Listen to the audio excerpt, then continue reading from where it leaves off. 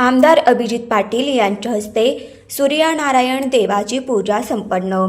पंढरपूर तालुक्यातील नारायण चिंचोली येथील सूर्यनारायण देवाची यात्रा सुरू असून ही यात्रा पौष महिन्यातील संपूर्ण महिनाभर चालते।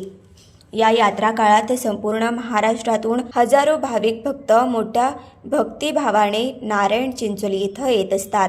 नारायण चिंचोली येथील सूर्यनारायणाचं मंदिर हे पुरातन असून या मंदिराचं संपूर्ण बांधकाम दगडी असून अत्यंत दुर्मिळ असं महाराष्ट्रातील एकमेव असं पुरातन हेमाडपंथी मंदिर आहे।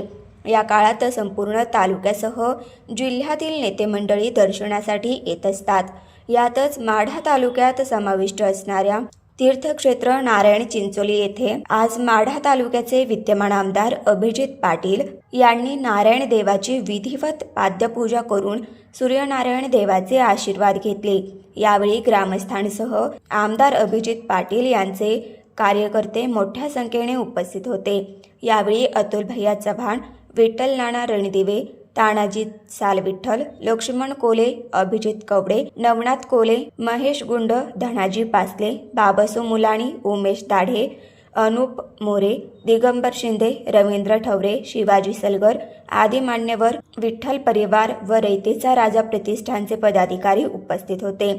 नारायण चिंचोली येथील सूर्यनारायण देवाच्या यात्रेनिमित्त निघणाऱ्या पालखी सोहळ्यास पंढरपूरच्या नगराध्यक्षा सौ प्रणिता भगीरथ भालके, पंढरपूर सहकारी साखर कारखान्याचे माजी व्हाईस चेअरमन वसंत नाना देशमुख, विठ्ठल सहकारी साखर कारखान्याचे माजी चेअरमन भगीरथ भालके, भारतीय जनता पार्टीचे तालुकाध्यक्ष सुभाष मस्के, पंढरपूर तालुका पोलीस स्टेशनचे वरिष्ठ पोलीस निरीक्षक TY मुजावर, शिवसेना शिंदे गटाचे ग्राहक संरक्षण तक्रार निवारण विभागाचे पश्चिम महाराष्ट्र संपर्क प्रमुख नितीन काळे, API शहाजी गोसावी आदी मान्यवरांची प्रमुख उपस्थिती लाभली।